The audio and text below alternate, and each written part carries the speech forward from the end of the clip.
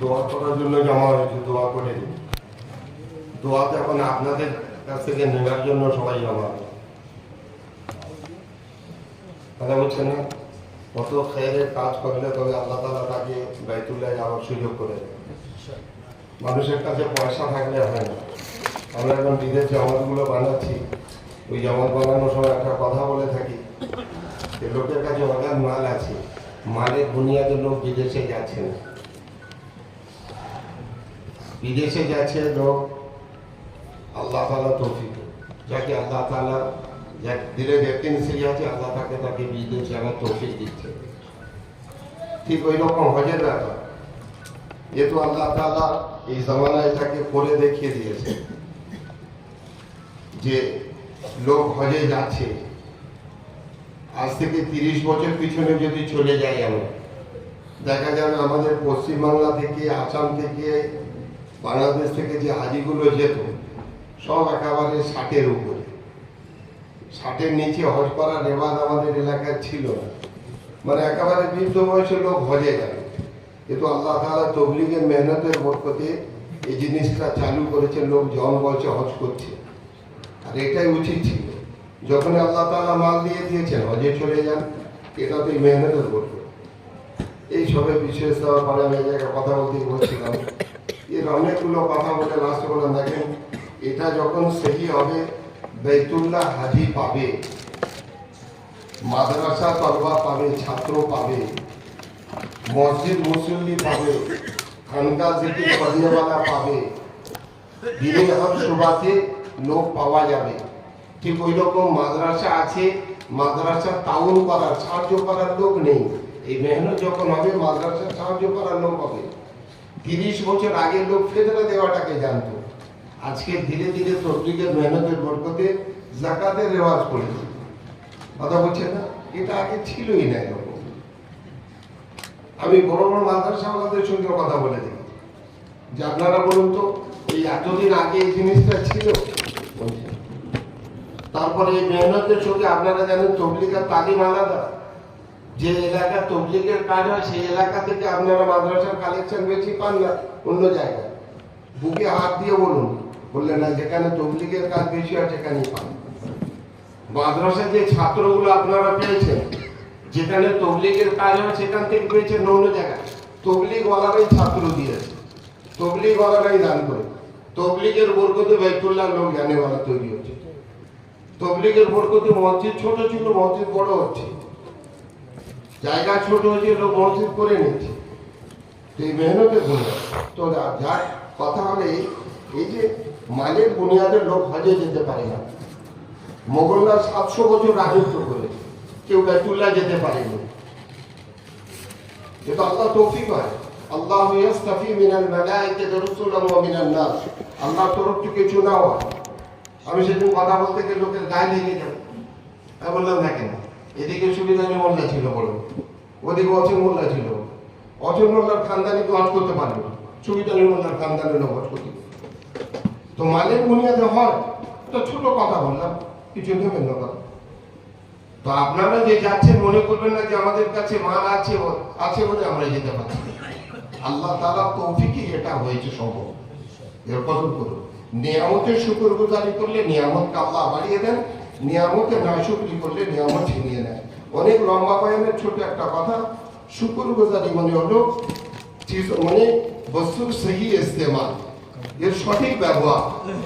যে জিনিসটা যে নিয়ামত দেওয়া হয়েছে তার সহি ইস্তেমাল, এটা করলে আল্লাহ তাআলা পরবর্তী আমাদের সুযোগ। আর এই যে আমাদের বুজুর্গদের একটা তফসির আছে, আমাকে এই কথা বলেছেন যে কোন আমল যদি কবুল হয় তার আলামত হলেই তার পরের আমলের তৌফিক পেয়ে যায়। কোন আমলের কবুলিয়াতের আলামত হলো পরের আমলের তৌফিক পেয়ে যায়। এই যে কথা বললেন না যে আল্লাহ তাআলা বারবার যাওয়ার আমাদের তৌফিক দেন, হজ কবুলের বারবার আল্লাহ ডাকবে, বারবার ডাকবে। কোন আমলের কবুলিয়াতের আলামত হলেন তারপরে আল্লাহ তাআলা আবার ডেকে নেন, আবার ডেকে নেন। কথা বলছেন? হ্যাঁ, সবসময় হজের দোয়ার মধ্যে, নিয়তের মধ্যে চলতে ফিরতে যেগুলো মুসলিম দোয়াগুলো ছুটি কিতাব পেয়েছেন দেখবেন সবসময় এই কথাটি লেখা আছে, আল্লাহ এটাকে আসান করো, কবুল করো। দুটো কথা, লম্বা বয়ানের ভিতরে ছোট কথা, এটাকে আসান করো, এটা সহজ করে দাও এবং এটাকে আল্লাহ কবুল করে দাও। কথা বুঝছেন না? दुनिया मौलाना ইসুতা রহমাতুল্লাহ আলাইহি মরসুদাতে আছে, दुनिया में काबिल बहुत है, যোগ্য মানুষ অনেক আছে, গ্রহণযোগ্য কম। তবলিগের কাজ করার জন্য काबिल হওয়ার শর্ত না। হযরত বলেছেন हमारे काम के लिए काबिल होना शर्त नहीं, मकबूल होना शर्त है। और मकबूलियत सिफातों की बुनियाद पर आती है। सिफात যার কাছে থাকে তাকে আল্লাহ তাআলা কবুল করে। ঠিক ওই রকম মালের বুনিয়াদে বাইতুল্লাহ লোক যায় না, কবুলিয়াতের বুনিয়াদে যায়। কবুল হওয়ার থেকে আল্লাহর তরফ থেকে শোনা হয়। অনেক বয়ানে ট্রেনিংয়ে গিয়ে আপনারা শুনেছেন যে যতবার লম্বাই বলেছে তাকে ততবার ডাকা হবে। ও তো অনেক লম্বা তফসিরে পরে ওটা আসবে। এই জন্য দোয়া করতে শেখানো হয় কি আল্লাহ এটা আসান করো, কবুল করো। দোয়া হমেশা করবো, যেখানে যেখানে কবুলিয়াতের জায়গা আছে দোয়া করবো। শেষ কথা দিলেন কেফিয়াত যেন আল্লাহর দিকে থাকে। এই যত কিছু ট্রেনিং নেওয়া হয়, অনেক সময় আপনারা বলবেন আপনি আমি হচ্ছে এই কথাগুলো পানি ফেলে দিলাম। আমি বললাম বাস্তব জিনিস আপনাকে বাধ্য করে দেবে। অনেক ট্রেনিং নিয়ে দিলাম, এত ভিড়, সেখানে আপনি ভ্রমণ করতে পারছেন, পরিস্থিতি আপনাকে বাধ্য করে দেয়।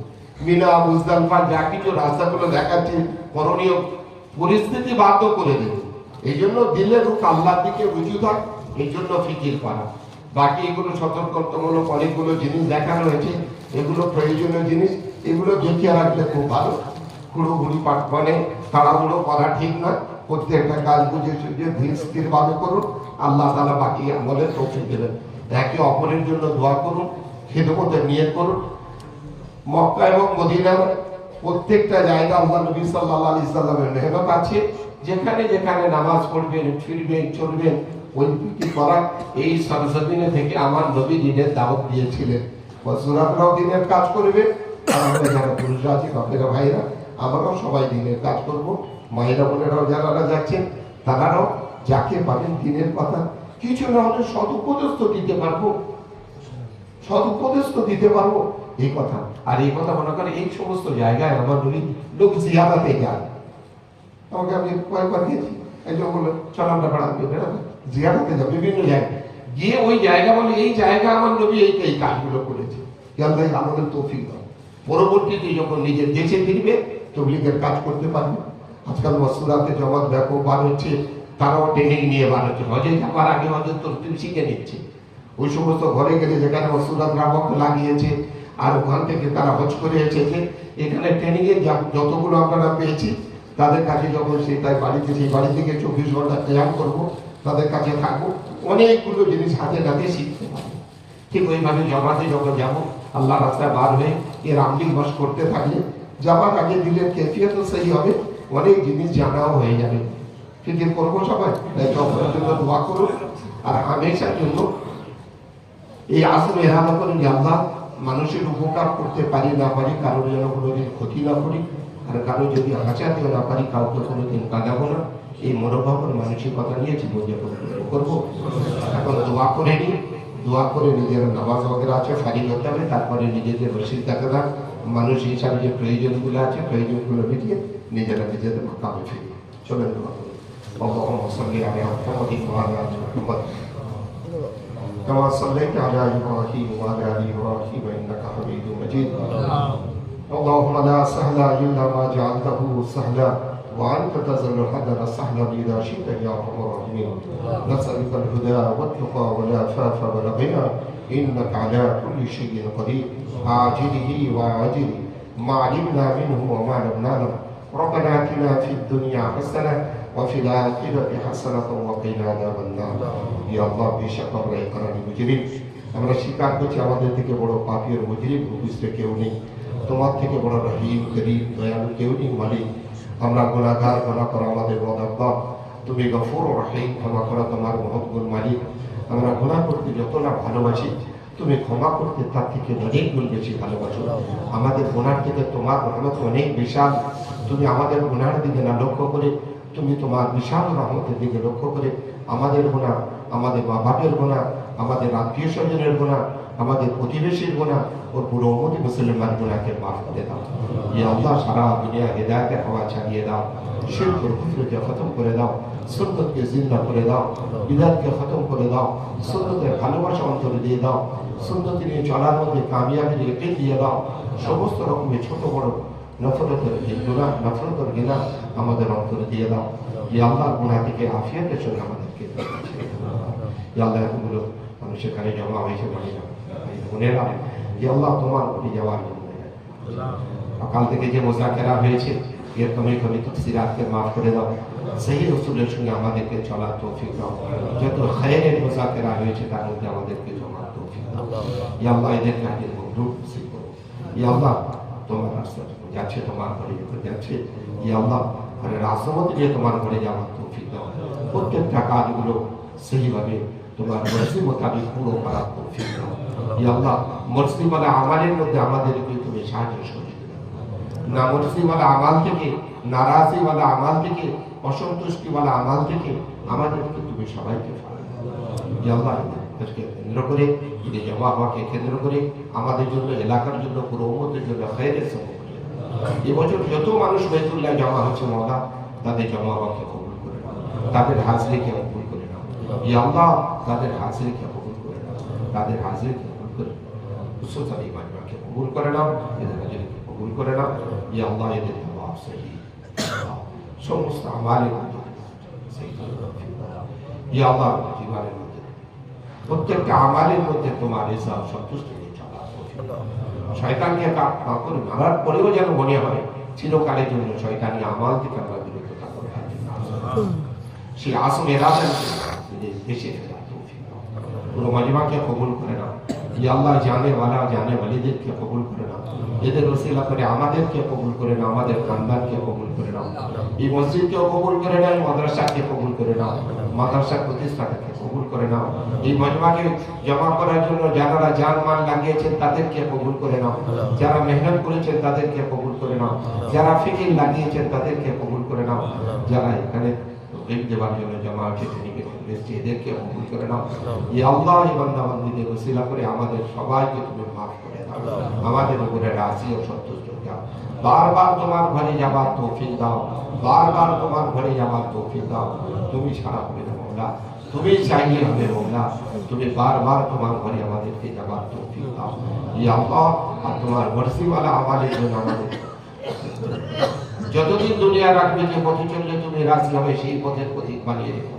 যখন দুনিয়া থেকে যাওয়ার সময় হবে, ইয়া আল্লাহ, তোমার রেজা ও সন্তুষ্টি নিয়ে তোমার মৃত্যুর পরে সমস্ত ঘাটিগুলো আফিয়াত ও সহলতের সঙ্গে পার করিয়ে, তুমি তোমার দিদার নসিব করিয়ে, তোমার হাবিবের হাতে জামে কাউসার পান করিয়ে চিরতরের জন্য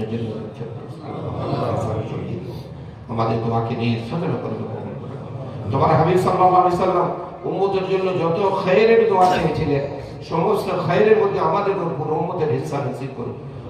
যত রকমের শুরুর আর আফাত থেকে, খারাপি থেকে পানার পরীক্ষা চেয়েছিলেন, সমস্ত শুরুর আর আফাত ও খারাপি থেকে আমাদের উপর উম্মতকে তুমি হেফাজত করো। আমাদের দোয়াকে নিয়ে সতর্ক করে কবুল করে নাও। সুবহান রাব্বিকা রাব্বিল ইজ্জাতি আম্মা ইয়াসিফুন ওয়া সালামুন আলাল মুরসালিন ওয়া আলহামদুলিল্লাহি রাব্বিল আলামিন বিরহমাতিকা ইয়া আরহামার রাহিমিন।